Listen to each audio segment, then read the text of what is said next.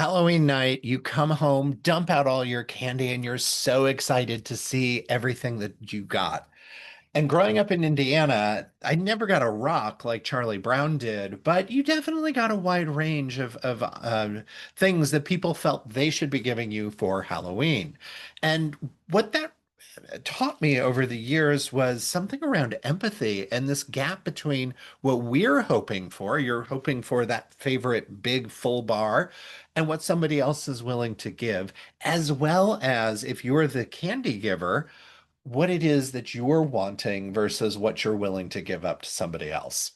So today, we're going to talk about Halloween candy. We're going to talk about empathy and the delicate balance between caring and providing for others and respecting your own boundaries. So when I was a kid, my sister and I, we would dump our candy bags out on the floor and we'd sort things. Maybe we'd trade, but a lot of times we'd hold on to it for ourselves. Reese's were gold. I loved Three Musketeers and was partial to Milky Way, but I also really loved when an Almond Joy or a Mounds would show up. Love coconut, so those were a treat. Tootsie Rolls, yeah, maybe, maybe not. And then there were those mystery candies, things like circus peanuts, or you'd get homemade popcorn balls, which always seemed a little questionable. And that always made me wonder when I'd see those things, like, why would someone get that? And now, as an adult, when I look back on it, I realize that those little moments actually had a lot of empathy in it because every person handing out candy is making a choice. Do you buy what you love, or do you buy what you know everyone else will love? So here, this is an almond joy. This is what I love. And I might give almond joy out because I want it and I know I'm going to have some candy left over.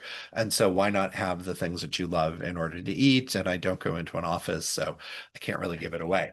It might be a nostalgic reason, though, that I choose almond joy. It may just be the fact that it's a leftover.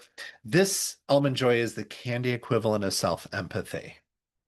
Now, here we've got full-size Reese's. This is generosity mode. So would be the share size Snickers or even a regular size Snickers. You're going all in. You're saying, hey, kids, I see you and you are worth the good stuff, so enjoy it. But it's not always realistic for every house or every budget. So then you've got the minis, which is the compromise. And you've got those variety bags filled with lots of different types of candy, but sometimes you can buy just the bags of the minis. It's still thoughtful, still appreciated, but it's balanced between the needs of others and your own wallet. And especially these days, we've got to be mindful of how much money we're spending. So then you've got another one, a crowd pleaser, M&Ms.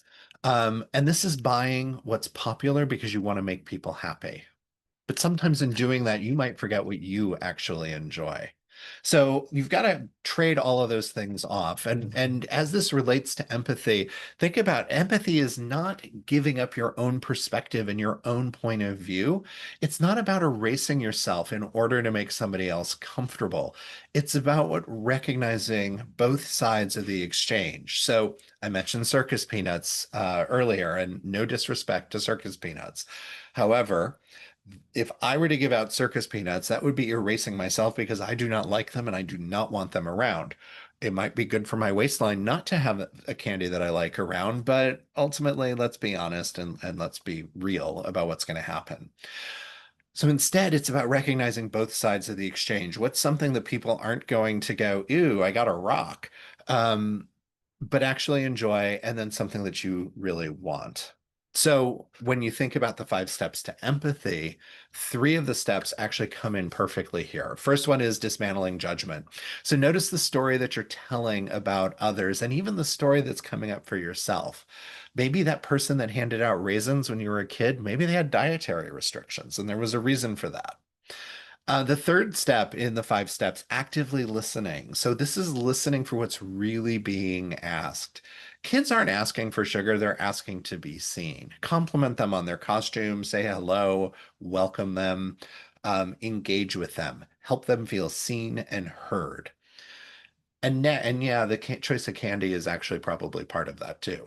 Even though they aren't really asking for sweets, it still feels good to get something you really like. The next one is step five, use solution imagination. This is that creative middle ground. You're taking the things that you're hearing, you're thinking about what you want, and maybe you're going to mix popular candies with your personal favorites so that everybody wins. But you're trying to apply all of that. So really, like Halloween is actually a great empathy lab. Not only are you going into costume and you're dressing up and you're thinking about being in the shoes of somebody else as them and role playing, but it's also a chance where we get to interact face to face, even briefly. That connection that we are all starving for. Halloween gives you a chance to do that. The doorbell rings, you meet somebody in costume, and in 5 seconds, you're going to decide, am I going to take the trick or am I going to take the treat? In reality, we are going to offer something, but you have to think about how generous you're going to be. Are you giving out one piece, letting them dig their hands in? Some people just leave the dish out and let people take whatever they want. And this is similar to questions that show up everywhere else in our lives. So, when a friend needs help, but you're tired, how are you going to show up and respond? Or at work, a teammate's struggling, but you've got your own deadlines. And even in families, when your kid wants more than one bedtime story and your brain's already mush, every moment is a version of Halloween night. Somebody asking, and you have to choose how to respond. Like Domino is standing below me and meowing, and I have to choose that I'm going to pick her up right now, because she's looking for a little love, a little sugar. So here's your Halloween empathy challenge.